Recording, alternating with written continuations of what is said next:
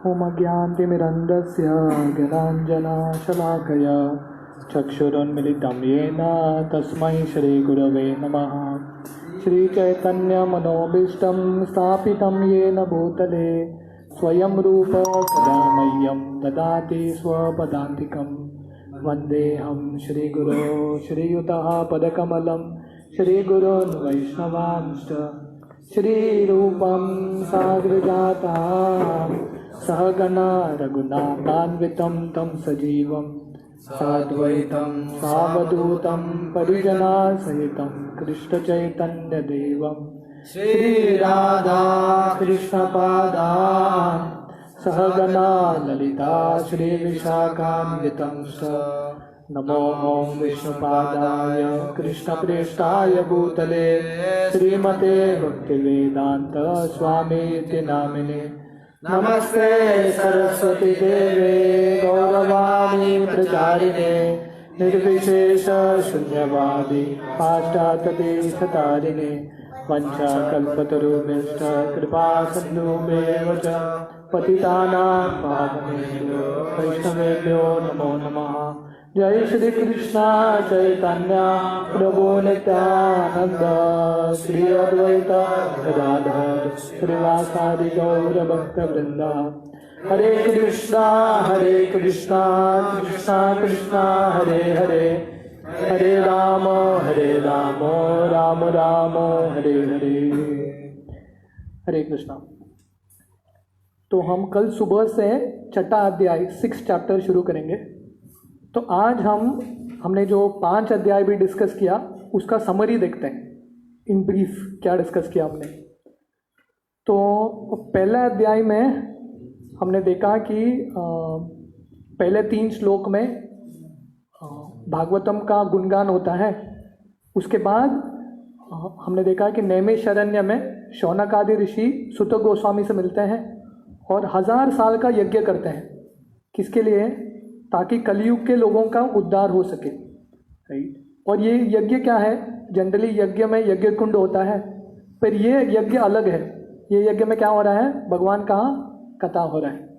तो पहले अध्याय में इन एसेंस सार में शौनक आदि ऋषि सुत गोस्वामी को 6 प्रश्न पूछते हैं। तो उनका पहला प्रश्न है, what is the absolute and ultimate good for the people in general? लोगों के लिए सबसे हित कार्य क्या है जिससे लोगों का कल्याण हो सके। दूसरा उनका प्रश्न है, सुत गोस्वामी को पूछते हैं कि आप कृपया करके जितने भी ग्रंथ हैं उसका सार बताइए, एसेंस ऑफ ऑल स्क्रिप्चर्स। तीसरा उनका प्रश्न है कि भगवान श्री कृष्ण देवकी और वसुदेव से जन्म क्यों लेते हैं। चौथा प्रश्न है, describe the lord's adventures in his various incarnations, पुरुष अवतार्स। तो भगवान के जो पुरुष अवतार हैं, गर्भोदक्षाई विष्णु, शिरोदक्षाई विष्णु और कारणोदक्षाई विष्णु, इन विष्णुओं के बारे में समझाइए। उनका 5वां प्रश्न था, narrate the transcendental pass times of the Leela avatars. भगवान के जो लीला अवतार हैं उनके बारे में वर्णन कीजिए। और उनका जो 6वां प्रश्न था, whom did the religious principles take shelter of after Lord Krishna's departure? तो भगवान कृष्ण के धाम जाने के बाद सब जो धर्म है किसका शरण लेता है। तो ये 6 प्रश्न पहले अध्याय का एसेंस है, सार है।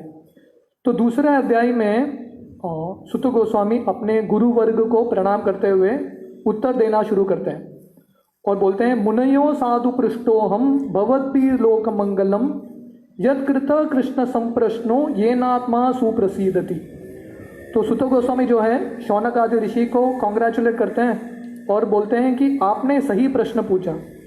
क्यों? क्योंकि कृष्ण के बारे में प्रश्न पूछने से लोगों के हृदय में संतुष्टता की अनुभूति होगी। तो हमने इसके तात्पर्य में देखा था, श्रील प्रभुपाद समझाते हैं कि ये दुनिया में प्रश्न उत्तर चलता रहता है, राइट। पर कौन सा प्रश्न उत्तर सही में लोगों के हित के लिए काम करेगा?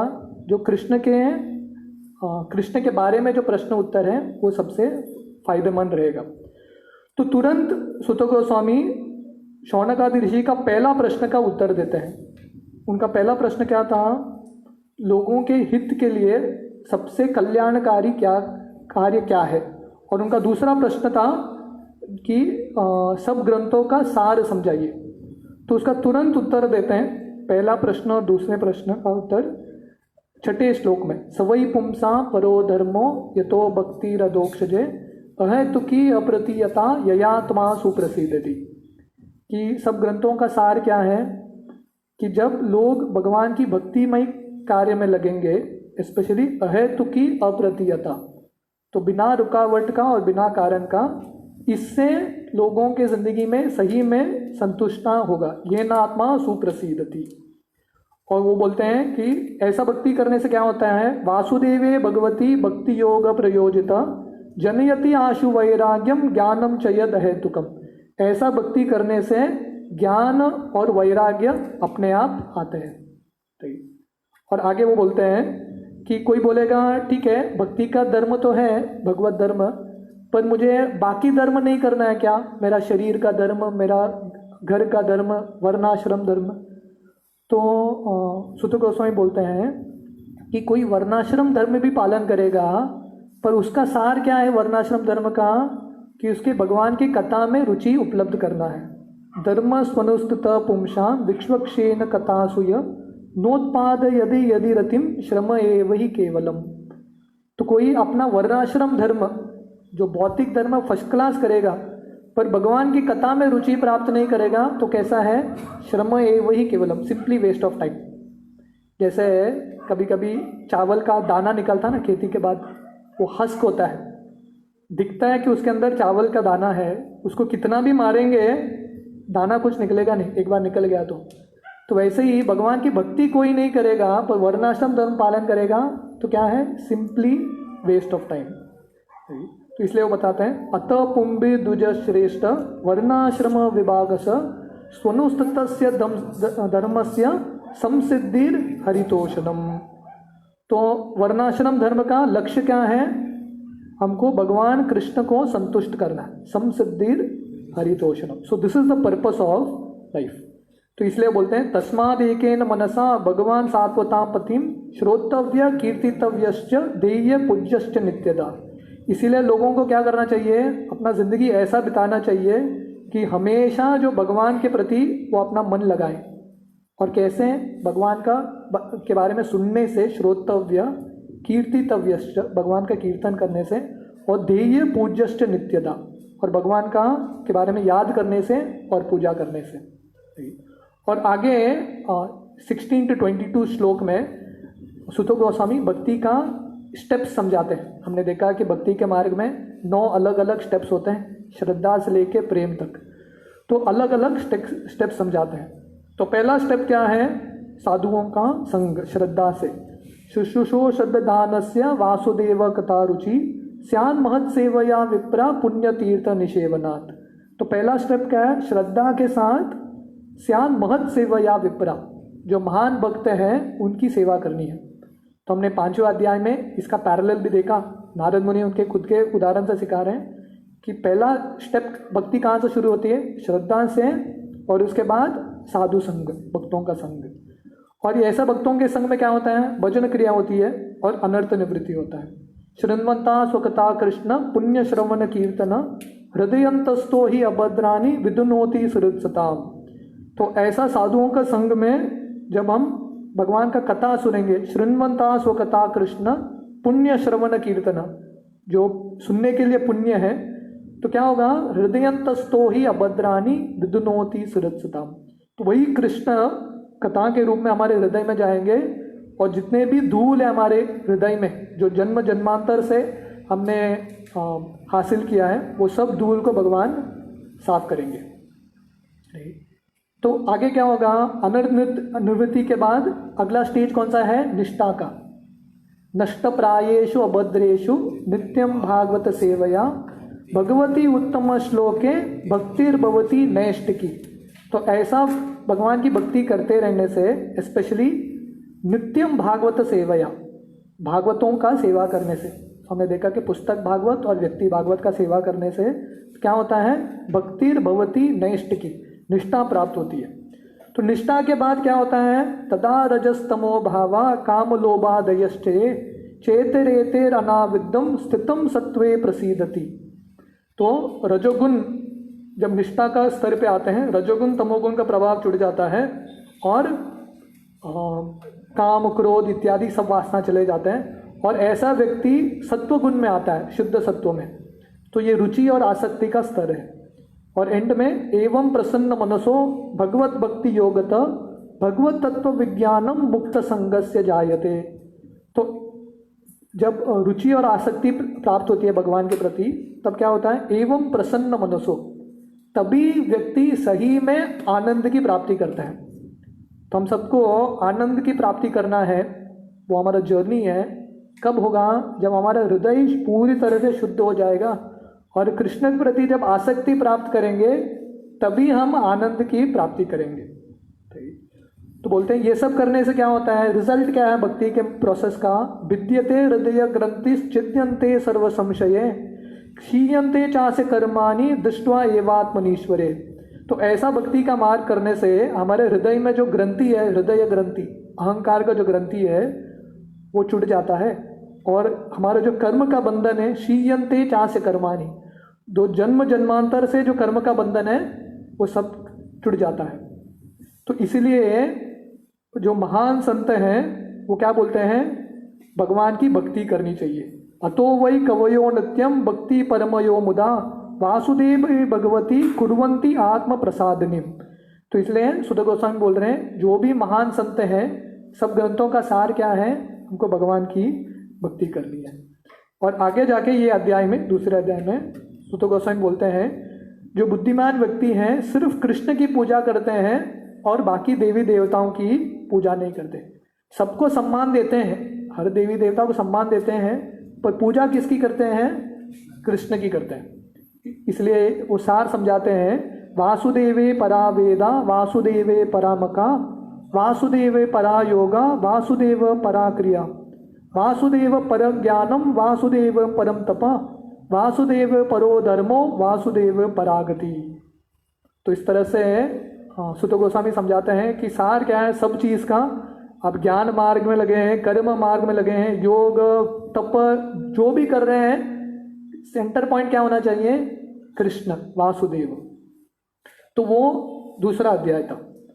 तो तीसरे अध्याय में शुरुआत में सुत गोस्वामी, क्योंकि शौनक आदि ऋषि ने पुरुष अवतार के बारे में पूछा था कि हमको पुरुष अवतार के बारे में सुनना है, तो सुत गोस्वामी पुरुष अवतार के बारे में समझाते हैं। कैसे 3 पुरुष अवतार हैं, कारणोदक्षाई विष्णु, गर्भोदक्षाई विष्णु और शिरोदक्षाई विष्णु।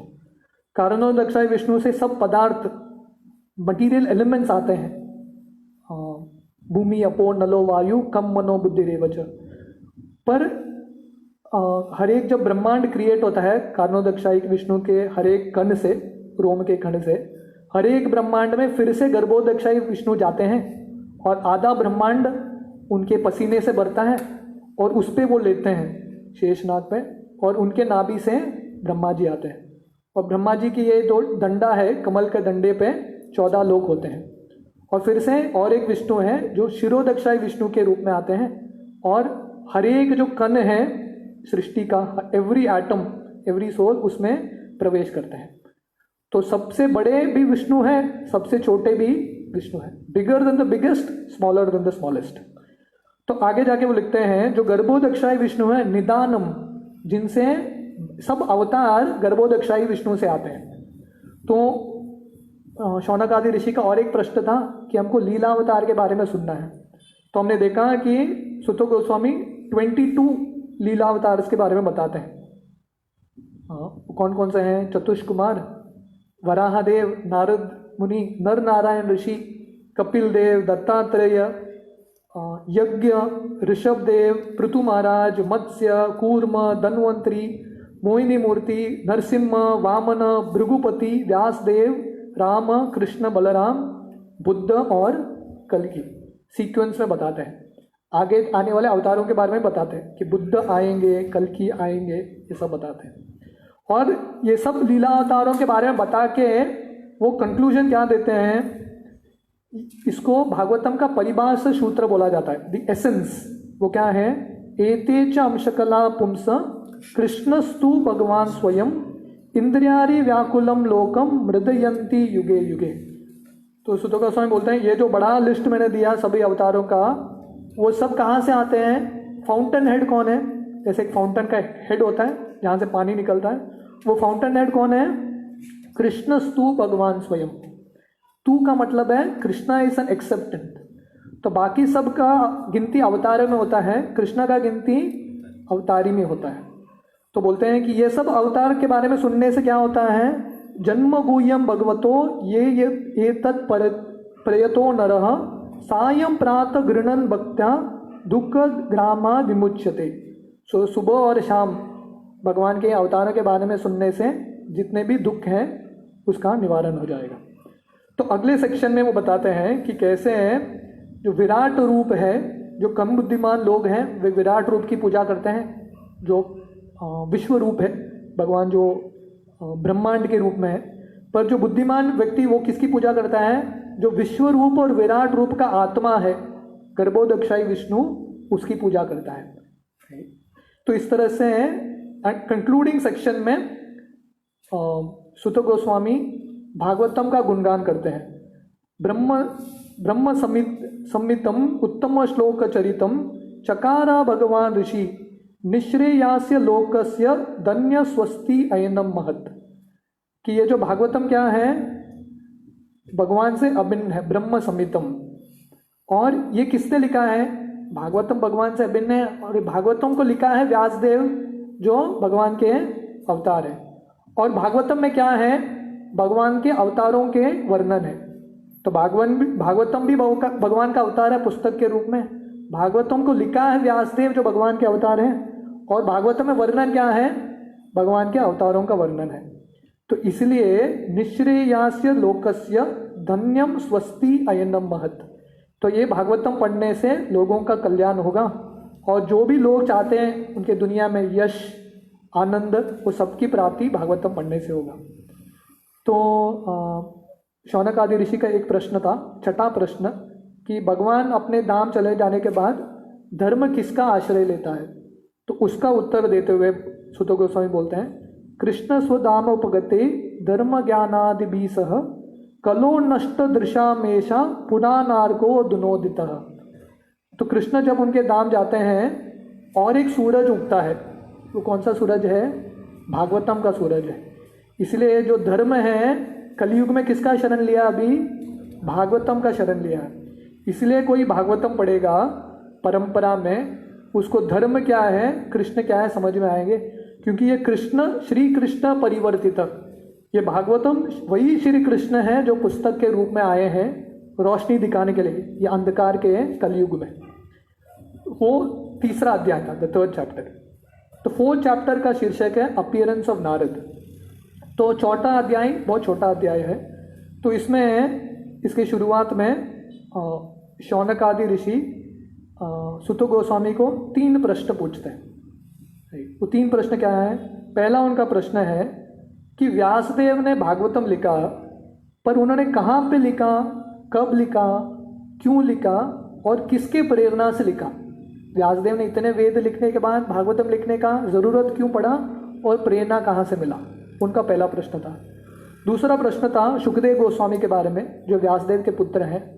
तो शुकदेव गोस्वामी माँ के गर्भ में ही मुक्त आत्मा थे, लिबरेटेड सोल थे, ब्रह्मन का साक्षात्कार हुआ था उनका।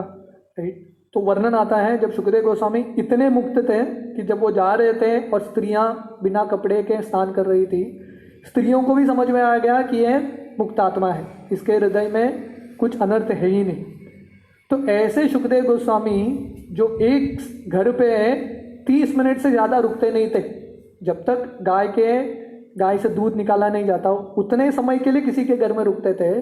वो शुकदेव गोस्वामी परीक्षित महाराज जो दुनिया के राजा हैं, शुकदेव गोस्वामी किसी से मिलते नहीं थे, परीक्षित महाराज जो पूरे दुनिया के सम्राट हैं, उनसे 7 दिन और 7 रात कैसे बिताते हैं और इनका मीटिंग कैसे होता है उसके बारे में सुनना चाहते हैं। तो पहला प्रश्न व्यासदेव के बारे में था, दूसरा शुकदेव गोस्वामी के बारे में, और तीसरा उनका प्रश्न था कि हमको परीक्षित महाराज के बारे में सुनना है।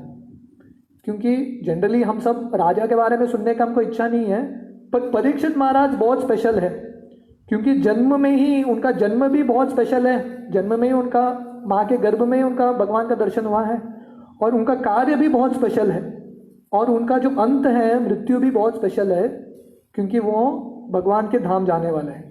तो ऐसे परीक्षित महाराज के बारे में हमको सुनना है, जो उनके पास सब कुछ होते हुए भी, राज्य था, सुंदर पत्नी थी, सब कुछ था, प्रजा था, सब कुछ था, जवान भी थे, शक्ति था, सब कुछ था, फिर भी वो छोड़ के गंगा के तट पे क्यों बैठते हैं भागवतम सुनने के लिए।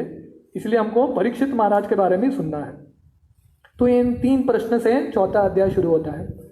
तो बाकी जो चौथा अध्याय का सेक्शन है, सुत गोस्वामी व्यासदेव के शौनक आदि ऋषि के पहले प्रश्न का उत्तर शुरू करते हैं। का पहला प्रश्न था कि व्यासदेव को भागवतम लिखने का जरूरत क्यों पड़ा।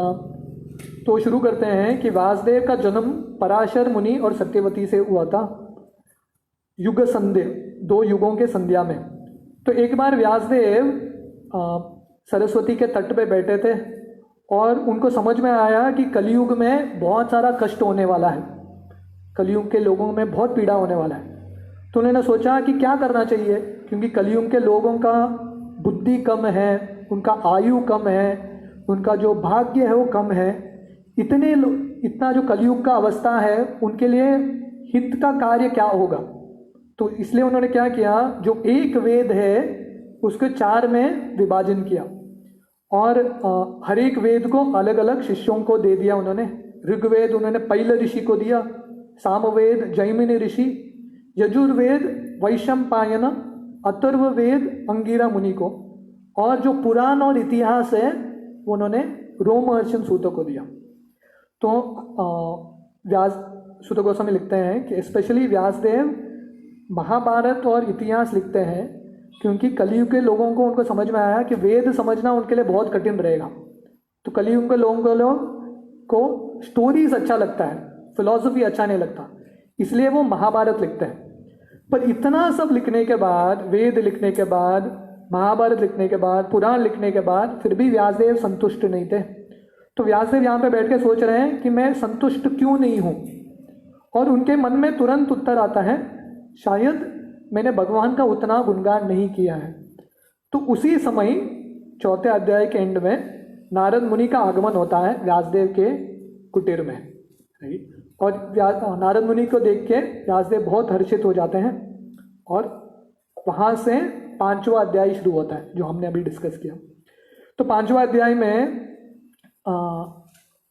व्यासदेव नारद मुनि की पूजा करते हैं, उनको आसन देते हैं, और तुरंत व्यासदेव नारद मुनि का गुणगान करते हुए बोलते हैं कि आप सब कुछ जानते हैं, क्योंकि आप भगवान के पार्षद हैं और ब्रह्मा जी के पहले पुत्र हैं, आप सब जगह जा सकते हैं और आप सबके हृदय में भी जा सकते हैं, क्योंकि आपका परमात्मा के साथ कनेक्शन है। शिष्य के हृदय में क्या चल रहा है आपको पता है, तो इसलिए आप मेरे हृदय में जाके बताइए मैं दुखी क्यों हूँ, इतना सब लिखने के बाद मेरे हृदय में संतुष्टता क्यों नहीं है। तो नारद मुनि तुरंत व्यासदेव का उत्तर देके बोलते हैं, आपका 2 दोष है। पहला दोष है कि आपने भगवान का गुणगान प्रचुर मात्रा में नहीं किया है, वो पहला दोष है।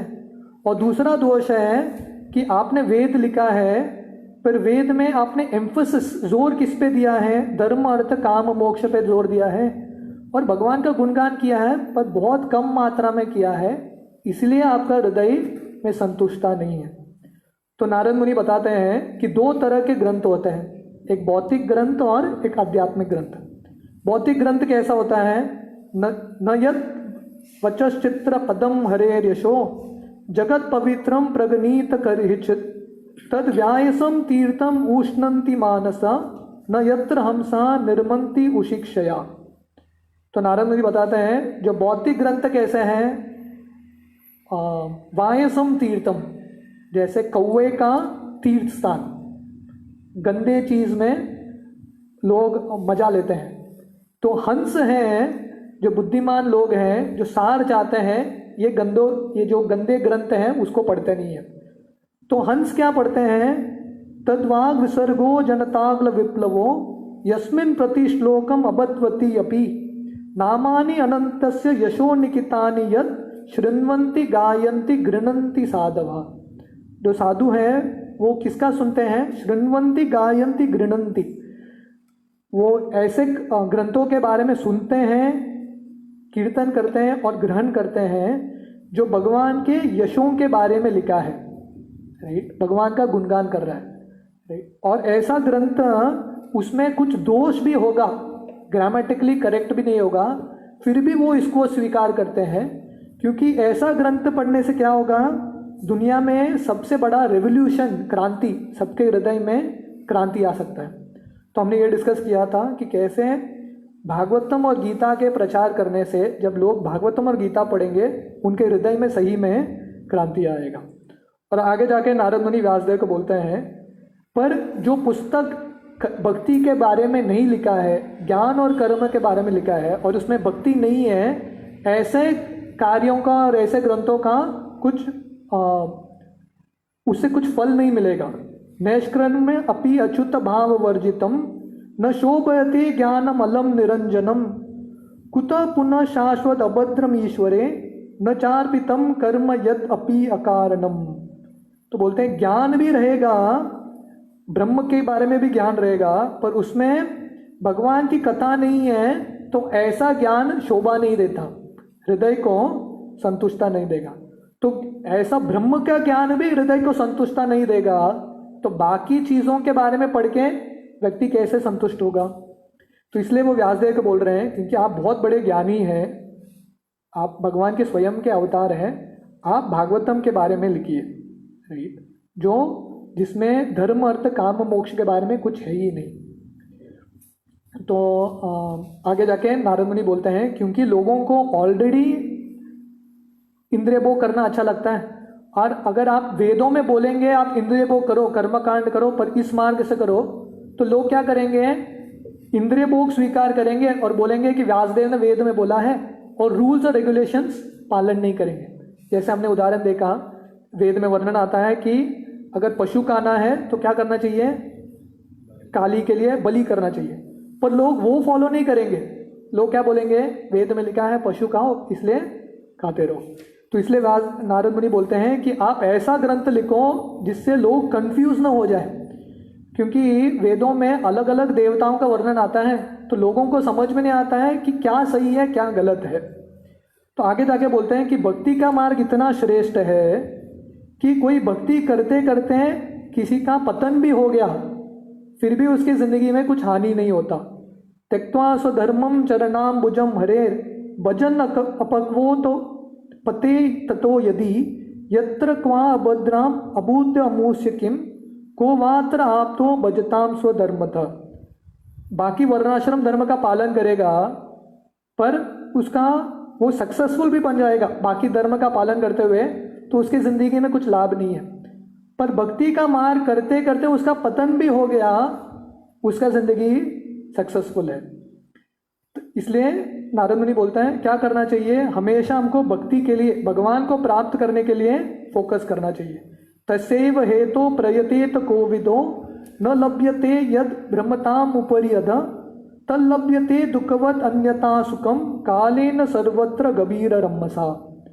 तो ये दुनिया में जैसे सुख दुख अपने आप आता है, सुख भी वैसे ही आता है। कालेन सर्वत्र गभीर रम्मसा, काल के अनुसार सुख और दुख आता है। तो इसलिए बुद्धिमान व्यक्ति ये सुख और दुख के पीछे नहीं लगता, वो कौन सा क्या प्राप्त करने का कोशिश करता है, भगवान को और भगवत धाम प्राप्त करने का कोशिश करता है, जो ये 14 भुवनों में ब्रह्मलोक से लेके पाताल लोक में मिलता नहीं है। तो इसलिए नारद मुनि कंक्लूजन में बोलते हैं व्यासदेव को कि मैंने आपको ब्रीफ में, बहुत संक्षेप में भगवान की भक्ति के बारे में बताया और भगवान के बारे में बताया। आप अभी भागवतम में विस्तार से भक्ति का गुणगान कीजिए। और इसको स्थापना करने के लिए नारद मुनि खुद का उदाहरण देते हैं। तो ये लास्ट सेक्शन है 5वें अध्याय का, जब नारद मुनि बोलते हैं कि मेरे पहले के जन्म में, ब्रह्मा जी के पहले के दिन में, मतलब लाखों लाखों साल पहले, उनका जन्म एक शूद्र के घर में हुआ था। इनसिग्निफिकेंट बर्थ, बहुत छोटा सा तुच्छ जन्म था, पर ये जन्म में उनको महान भक्तों की संगति मिलती है। 4 महीने के लिए, बरसात के महीने के लिए, ये जो महान भक्ति वेदांत हैं उनके घर में आते हैं, और नारद मुनि बहुत श्रद्धा से उनकी सेवा करते हैं, महत सेवया, राइट। और उनकी सेवा करते करते उनको एक बार अवसर मिलता है उनका उच्छिष्ट का सेवन करने का। और नारद मुनि बोलते हैं जब उनको उनका उच्छिष्ट सेवन करने का अवसर मिलता है, उनके जितने भी अनर्थ है वो मिट जाता है और भगवान की कथा में उनको रुचि आता है। और जब ये भक्ति वेदांत रोज़ बैठ के भगवान की कथा करते थे, तो नारद मुनि को भी, छोटे से बच्चे थे, उनको अवसर मिला कथा सुनने में। शायद शुरुआत में उनको ज़्यादा समझ में नहीं आया, पर धीरे धीरे उनको कथा के प्रति और भगवान के भक्तों के प्रति आकर्षण हो गया। और जब ये संत निकल रहे थे तो नारद मुनि इतना आसक्त हो गए इनसे कि वो उनको छोड़ना ही नहीं चाहते थे, पर उनको जाना पड़ा संतों को। तो संत जाते जाते नारद मुनि का एटीट्यूड देख के इतना प्रामाणिक है, तो ये जो साधु संत हैं नारद मुनि को सबसे गुह्य ज्ञान देते हैं। तो हमने देखा कि सबसे गुह्य ज्ञान क्या है, भगवान की भक्ति के ज्ञान। तो ये सबसे गुह्य ज्ञान नारद मुनि को देके साधु संत निकल जाते हैं। तो नारद मुनि कंक्लूजन में बताते हैं, इसलिए हमारे जो भी कार्य है हमको कृष्ण के संतुष्टि के लिए करना चाहिए। और ऐसे करने से क्या होगा, हमारे जितना भी बंधन है, ये संसार का वृक्ष है, वो टूट जाएगा। तो इसलिए वो कंक्लूजन में नारद व्यासदेव को बोलते हैं कि मैंने भक्ति का साइंस भी बताया और मेरे उदाहरण से भी बताया, इसलिए आप भागवतम लिखिए ताकि लोगों का जो ताप है, कष्ट है, उसका निवारण हो जाए। तो नारद मुनि बोलते हैं this is the only way, no other way to get rid of miseries. तो ये दुनिया के कष्ट से मुक्त होना है तो एक ही तरीका क्या है, भगवान का कथा। तो इसलिए व्यासदेव को बोलते हैं कि आप बहुत क्वालिफाइड हैं, आप भगवान के शक्तावेश अवतार हैं, आप भागवतम के बारे में लिखिए। तो यहाँ पे 5वां अध्याय समाप्त होता है। कल सुबह हम 6ठे अध्याय शुरू करेंगे। तो the next chapter is also very interesting. तो हमने यहाँ पे देखा कि नारद मुनि, उनका दीक्षा होता है महान संतों से। तो जब संत चले जाते हैं, भक्ति का मार्ग उनको मिल जाता है, वो चले जाते हैं, उसके बाद नारद मुनि क्या करते हैं, right, what is is journey. तो जैसे हम बोल रहे थे, हम सुनना चाहते हैं कि how I came to Krishna consciousness. तो ये 5वें अध्याय में नारद मुनि बोलते हैं मैं भक्ति में कैसे आया, भगवान की भक्ति मुझे कैसे मिली। अगले अध्याय में नारद मुनि बताते हैं भक्ति मिलने के बाद मैंने प्रामाणिकता से भक्ति का मार्ग में कैसे मैं पालन किया, भक्ति का मार्ग, और कैसे मेरे जिंदगी सफल हो गया। तो अगला जो चैप्टर है छोटा है बट बहुत interesting and very practical chapter है, सुबह से वो शुरू करेंगे। हरे कृष्णा।